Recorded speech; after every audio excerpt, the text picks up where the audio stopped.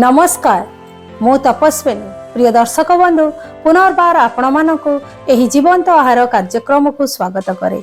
आसंतु सबुदिन भली आज मध्य आमे ईश्वरक वाक्यरु किछि अंश पाठ करिबा एवं ताहाकु ध्यान करिबा। आजिर ध्यानर अंश पवित्र बाइबल रु आदि पुस्तक तार 22 अध्याय 1 पदरु 24 पद। आजिर मुख्य प्रसंग परीक्षा और आज्ञाबहता। एठारे एपरि लेखा अछि, एही समस्त घटना उतारे परमेश्वर अब्राहमकर परीक्षा निमते कहिले, हे अब्राहम, तहिरे से उत्तर कले, देखंतु मु एठारे अछि। सेतबेले से कहिले, तुम्भे एबे आपणा पुत्र को, तुम्भर अद्वितीय पुत्र को, अर्थात तुम्भे जहा को स्नेह कर सेही इसहाक को घेनी मोरिया देश को जाओ। पुणी आम्भे सेही देश रे जेउ पर्वत कहिबा सेही पर्वत उपरे ताहाकु होमार्थे बलिदान कर। तहिरे अब्राहम प्रभातरे उठी गध सजाई 2 जन दास और आपणा पुत्र इसहाक को संगरे नेले आ होम निमते काठ काटी परमेश्वर निर्दिष्ट स्थान को यात्रा कले। अनंतर तृतीय दिन रे अब्राहम अनाई दूररु सेही स्थान देखिले। सेतेबेले अब्राहम सेही दास मानकु कहिले, तुम्हे माने एही स्थान रे गध सहित थाओ, मु ओ बालक दुहे से स्थान को जाई आराधना करी पछे तुम्हमानक निकट को फेरी आसीबा। तहु अब्राहम यज्ञ काठ घेनी आपणा पुत्र इसहाकर स्कंदरे देई निज हस्तरे अग्नि और छुरिका घेनिले। पुणी दुहे एकत्र चली गले। आ इसहाक आपणा पिता अब्राहम को डाकी कहिला, हे मोर पिता। तहिरे से उत्तर कले, पुत्र देख मु एठारे। सेतेबेले से पचारिला, एही देख अग्नि और काष्ठ, मात्र होम निमते मेंढा छुआ काहीं? तहिरे अब्राहम कहिले, पुत्र परमेश्वर आपे होम पाई मेंढा छुआ जोगाइबे। तहु दुहे एकत्र चली गले। आउ परमेश्वरଙ୍କ निरूपित स्थान रे उपस्थित हुंते अब्राहम सेठारे एक यज्ञ वेदी निर्माण करी तही उपरे काठ सजाड़ी आपणा पुत्र इसहाक को बांधी वेदीर काठ उपरे सुआइले। अनंतर अब्राहम हस्त विस्तारी पुत्र को वध करबा निमते छुरिका धरिले। एपरी समय रे आकाशरु सदाप्रभुଙ୍କ दूत तांकु डाकी कहिले, हे अब्राहम, हे अब्राहम। तहिरे से कहिले, देखंतु मु एठारे।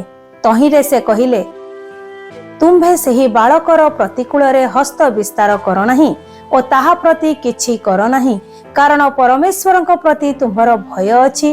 एहा एबे आम्भे बुझिलु, जेहेतु तुम्भे आम्भ को आपणार पुत्र, आपणार एकमात्र पुत्र देबाकु ही असमत नहिल।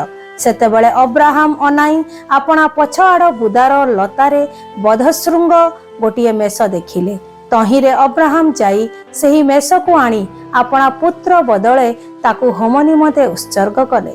पुणी अब्राहम सेही स्थानर नाम जिहोवा जिरी, सदाप्रभु जोगाइबे रखिले। एणु करी आजि जाए लोके कहंती, पर्वतरे सदाप्रभु जोगाइबे। आउ सदाप्रभुଙ୍କ दूत द्वितीय थर आकाशरु अब्राहम को डाकी कहिले, सदाप्रभु कहुअछंती, तुम्भे आम्भकु आपणार पुत्र, आपणार एकमात्र पुत्र देबाकु असमत नहिल। तुम्भर एही कर्म सकाशु आम्भे आपणा नामरे शपथ करी कहुअछु, आम्भे तुम्भकु अवश्य आशीर्वाद करी आकाशस्थ तारागण और समुद्रर बाली परी तुम्भर वंश अतिशय वृद्धि करिबा। तुम्भर वंश शत्रुगणर नगर द्वार अधिकार करिवे। पुणी पृथ्वीस्थ समस्त जाति तुम्भर वंश द्वारा आशीर्वाद प्राप्त हेबे, जेहेतु तुम्हे आम्भर वाक्य पालन करियछ। अनंतर अब्राहम सेही दास मानक निकट को फेरी गले। आउ सेमाने उठी एकत्र बेर्सेबा को गले और अब्राहम बेर्सेबारे वास कले। सेही घटना उतारे अब्राहम को एही संवाद दियागला, सुन, मिल्का मध्य तुम्भ भ्राता नाहर निमंते संतान संतति प्रसव करियछि।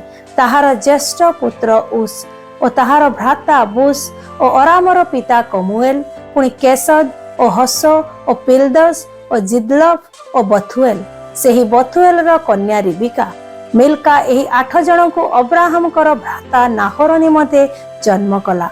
पुणी नाहरर रुमा नामनी उपपत्नी ठारू टेबह और गहम और तहस और माखा एमाने जात हेले। आजिर पठित शास्त्रांश रे ईश्वर आम प्रत्येक को आशीर्वाद करंतु। आसंतु आजिर एही पठित शास्त्रांश को आम्हे माने बुझिबा। ईश्वर अब्राहम को परीक्षा करने को जाई तांकर एकमात्र पुत्र इसहाक को होम बलि रूपे उत्सर्ग करने को आज्ञा देले। अब्राहम ईश्वर आज्ञा प्रमाणे परदिन से समस्त प्रस्तुत करी मोरिया देश को यात्रा कले। सही स्थान रे पहुंची तार दुई दास को सेठी रखी तांको पुत्र इसहाक को सांगरे नहीं पर्वत ऊपर को गले, जहां बे 1 पदरु 6 पद मध्य देखुअछु। सेतेबेले इसहाक अब्राहम को पचारिला जे मेष शावक बलि निमते केउठारे अछि। सेतेबेले अब्राहम कहिले जे ईश्वर होम बलि निमते मेष शावक आपे जोगाइबे। अब्राहम जेतेबेले अपना पुत्र इसहाक को बलि देवा समय रे प्रभुଙ୍କ दूत तांको अटकाई घोषणा कले जे अब्राहम परीक्षा रे उत्तीर्ण होइछंती। एणु अब्राहम ईश्वर जोगाइथिबा मेषकु होम बलि रूपे उत्सर्ग कले। ईश्वर तांकर आज्ञाकारिता जोगु तांको महान आशीर्वादर प्रतिज्ञा देले, जहां बे 7 पदरु 19 पद मध्य देखुअछु। एठारे ईश्वर किए अटंती आसंतु ताहा आम्भे माने देखिबा। पद 1 एवं 2 एहिपरि कहे, ईश्वर आमको परीक्षा करी आमको साहाय्य करंती जेपरि आमे विश्वास और चरित्र रे वृद्धि पाई पारू। ईश्वर आमको परीक्षा करी आम पई बाधा देबा पई चाहंती नहीं, बरं जेपरि पत्थर गुडी को अतिक्रम करी वृद्धि पाऊ। आम्भमानक प्रति कोनोसी असह्य परीक्षा नहीं, जहां बे प्रथम करंथियो 10 अध्याय तार 13 पद रे देखुछु।